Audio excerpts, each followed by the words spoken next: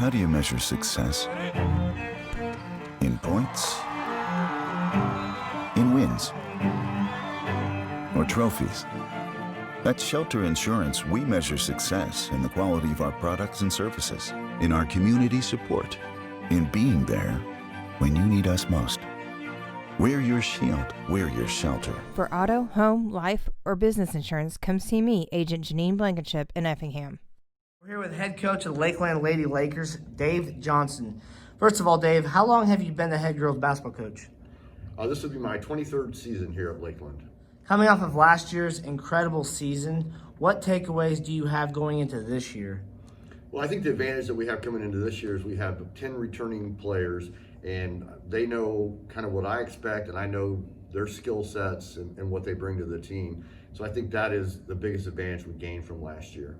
We were 30-3 last year.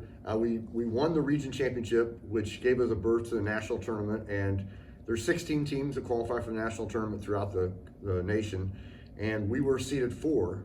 So, we were in the top 4 in the country last year going into the national tournament. In our region, in the Final Four, there were 4 top 20 teams. So our semifinal game, we beat the number 4 ranked team in the nation because we were ranked 5 at that time. And then in the championship game, we beat the number 7 ranked team in the nation. So I really think we earned our way to nationals last year with our competitive schedule. Losing Carson Fearday as a great shooter and defender, how do you plan to fill her role? Well, I don't think one person is going to fill Carson's role from last season. I think we'll have multiple people.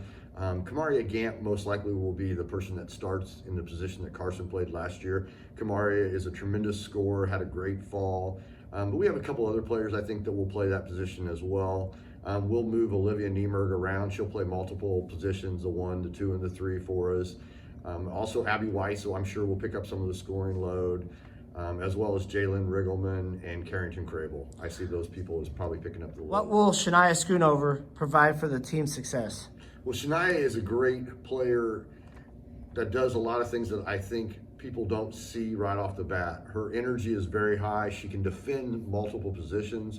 She's very good offensively at 15 feet and in. She offensive rebounds extremely well, and she plays a tough game. She brings a physical and mental toughness to our team. Obviously, without Abby Weiss, since Carson and Abby both went to Effingham and they played together and they played here last year, with Carson leaving and Abby doing her own thing, how does her role have to be filled up now? Well, I think Abby's done a great job so far of picking up a little bit more of a scoring role and also scoring more off the dribble and getting to the basket and not relying just on the three-point shot. So she's advancing her game. Abby's always been one of our best defenders. I'll expect that to continue, and she's become a little bit more vocal this year as a leader as well. Sophomore-wise, we haven't mentioned yet is Treasure Newsome, who was a starter the whole season last year at the forward position. Did a great job of scoring off the drive and defending in the post and rebounding, as well as we have Jalen Riggleman, who I think will help us hugely this year coming off the bench. She's from Casey, Illinois.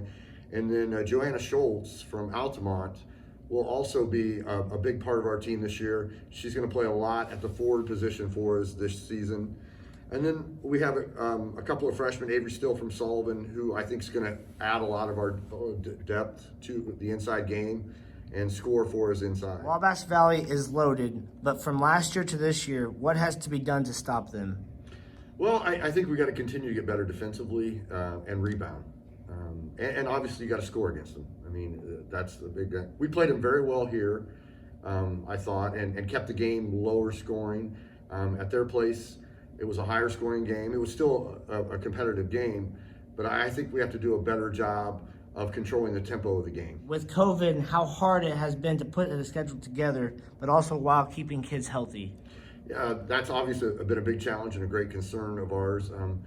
Mainly our season is Thursday, Sunday games this year. Now there's a few other dates sprinkled in, but once we get into the region contest, that'll be Thursday, Sunday.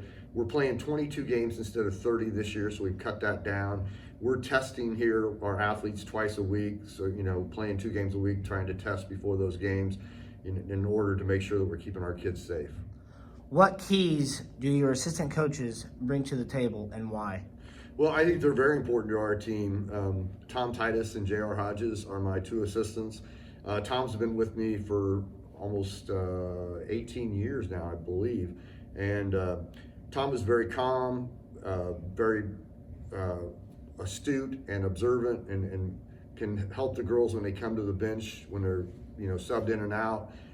JR has done a lot in terms of recruiting and also in preparation, getting scouting reports together, watching film on other opponents, and breakdown in practice. I usually take the guards and JR takes the forwards. I'm most excited that we are going to get to play, number one, because if you look at the high schools around here, they're not playing. So I'm super excited about that. And I'm just excited to have as many returning players, because we haven't had that for quite a while, and that brings about a lot more knowledge.